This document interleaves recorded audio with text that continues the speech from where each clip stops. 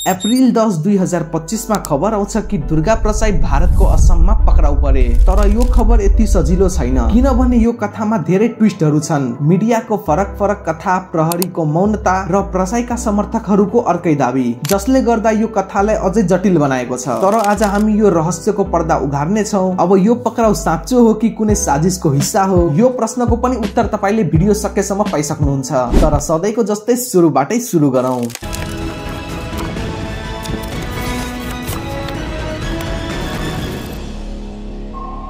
यो सबै कुराको सुरुवात हुन्छ मार्च 28, 2025 बाट। आई होप यो कुरा तपाईहरुलाई थाहा नै होला। तिनकुनेमा भएको प्रदर्शनमा दुर्गा प्रसाईले प्रदर्शनकारीहरूलाई उक्साए र पुलिसको ब्यारिकेड समेत तोडे र हिंसालाई अझै भड्काए। वेल, यदि तपाईलाई तिनकुने घटनाको बारेमा डिटेलमा जान्नु छ भने मैले यस टपिकमा अलरेडी एउटा भिडियो बनाइसकेको छु, गएर हेर्नु होला। लु अब हामी फेरि आफ्नो टपिकमा रिटर्न आउँ। आन्दोलनकारीलाई उक्साएपछि दुर्गा प्रसाई फरार भए। केहीले भने उनी भारत भागे, अरूले भने उनी नेपालमा लुकेका छन् र अब अप्रिल 10 मा मिडियामा हंगामा मच्यो, किनभने दुर्गा प्रसाई भारतबाट पक्राउ परे। तर यहाँ आएर कुरा रोचक बन्छ। विभिन्न मिडियाले फरक कथा सुनाए। जुम अब हामी एक गरेर रिपोर्ट्सहरू हेरौं। पहिलो काठमाडौँ पोस्टले भन्छ दुर्गा प्रसाईलाई भारतमा पक्राउ गरियो र काँकरबिट्टाको सीमाबाट नेपालमा ल्याइयो। यो खबरले धेरैको ध्यान खिच्यो। तर यसैमा रमाइलो कुरा यो छ, त्यही दिन द अन्नपूर्ण एक्सप्रेसले भने नेपाल पुलिसले भन्छन् प्रसाई पक्राउ परेको छैनन्। लौ अब यो कुरामा कसको विश्वास गर्ने? के यो मिडियाको भ्रम हो कि कुनै ठूलो खेल चलिरहेको छ? यो पजलको टुक्रा जोड्न हामीले अरु मिडिया पनि हेर्नुपर्छ।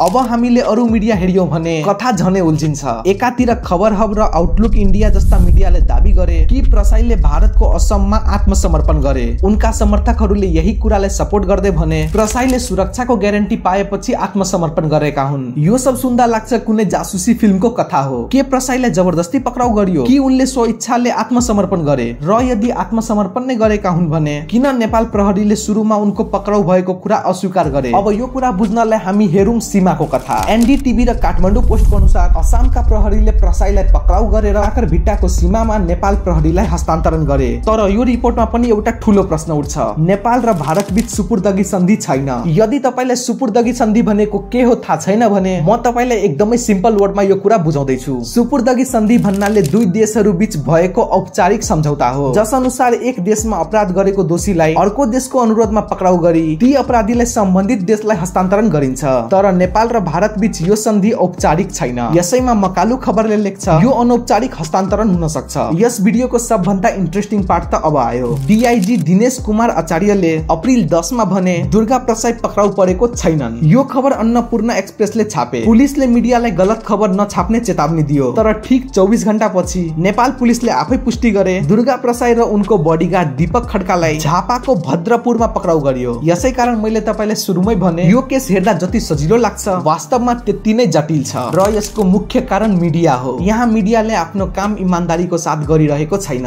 विभिन्न मिडियाले फरक रिपोर्ट्सहरू दिइरहेको छ। मिडियाको काम हो कसैको साइड नलिई जे खबर छ त्यही सुनाउने। तर मलाई थाहा छ अहिले तपाईको दिमागमा के चल्दैछ, यो त नेपाली मिडिया हो नि। खैर, हामी सबै मिडिया रिपोर्ट्सहरूलाई हेर्यौं र घण्टौं दिमाग लगाएपछि यहाँ तीनवटा सम्भावनाहरू छन्। पहिलो हो दुर्गा प्रसाई साच्चै भारतीय पुलिसलाई आत्मसमर्पण गरे र नेपाल पुलिसले उनलाई सीमामा लिएर आए। दोस्रो हो नेपाल पुलिसको टिमले प्रसाईलाई भारतमा खोजेर अनौपचारिक रूपमा नेपाल ल्याए। र तेस्रो मोस्ट इम्पोर्टेन्ट जुन कि तपाई ध्यान दिएर सुन्नु, यो सबै एउटा नाटक थियो। प्रसाईलाई नियन्त्रणमा लिनु अघि मिडियामा भ्रम फैलाएर ध्यान मोड्ने खेल होला। हु नोज, किनभने जब प्रसाई पक्राउ परे त्यति बेला पुलिसले किन यो कुरालाई अस्वीकार गरे? यो कथामा धेरै कुराहरू अझै लुकेका छन्। के यो राजावादी आन्दोलनलाई कमजोर पार्ने ठूलो योजना हो कि प्रसाई आफैले यो नाटक रचे? साथीहरू, तपाईले यस विषयमा के लाग्छ कमेन्टमा लेख्नुहोस्। यदि तपाईले यो गहिरो खुलासा मन पर्यो भने भिडियोलाई लाइक गर्नुहोस्, च्यानललाई सब्स्क्राइब गरी बेल आइकन थिच्न नबिर्सिनुहोस्। वेल, दुर्गा प्रसाई किन देशबाट फरार भए यो कुरा अहिले तपाईको स्क्रिनमा आएको 3D एनिमेटेड भिडियोबाट क्लियर हुन्छ।